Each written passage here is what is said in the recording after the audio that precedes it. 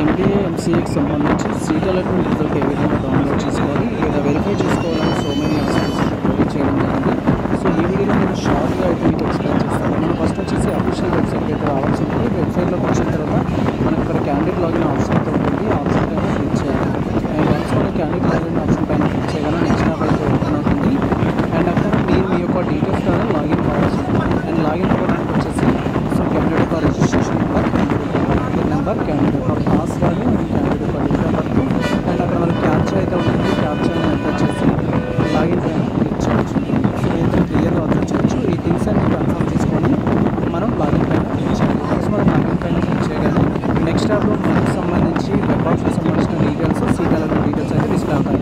ఒకవేళ మీరు mobile use చేస్తున్నట్టయితే కొన్ని మొబైల్స్లో సపోర్ట్ చేయనట్టయితే ఈ విధంగా ఎర్రర్ రావడం జరుగుతుంది. ఎర్రర్ వస్తే మీరు ఏం చేయాలి అంటే సో మనకు రైట్ సైడ్ కార్నర్లో 3 డాట్స్ అయితే ఉంటాయి. దానిపైన క్లిక్ చేసి మీరు పేజ్ ఒకసారి రిఫ్రెష్ చేయాలి. దట్ మీ మొబైల్లో ఎక్కడైతే మీ యొక్క సీట్ అలాట్మెంట్ రిజల్ట్కి సంబంధించిన డీటెయిల్స్ వెరిఫై కావట్లేదో సో అక్కడ 3 డాట్స్ పైన క్లిక్ చేస్తే మనకు రిఫ్రెష్ అనే ఆప్షన్ అయితే ఉంటుంది. మీరు రిఫ్రెష్ ఆప్షన్ పైన క్లిక్ చేయాలి. వన్స్ మనం రిఫ్రెష్ ఆప్షన్ పైన క్లిక్ చేయగానే కన్ఫర్మేషన్ కోసం ఒకసారి కంటిన్యూ అనేది ఉంటుంది. మీరు కంటిన్యూ ఆప్షన్ పైన క్లిక్ చేయాలి.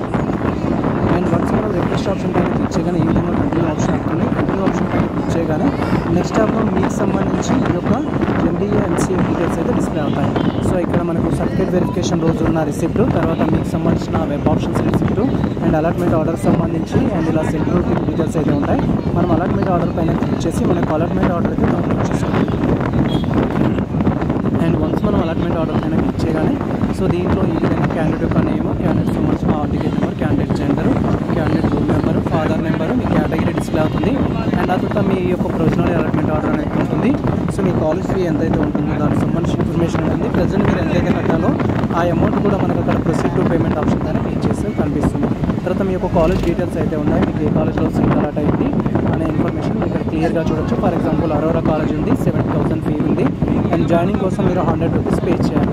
ఇలా స్క్రోల్ చేసినట్టయితే మనకు ప్రొసీడ్ టు పేమెంట్ అనే ఆప్షన్ అయితే ఉంటుంది. ఆప్షన్ పైన క్లిక్ చేసి మీరు పే చేయాలి.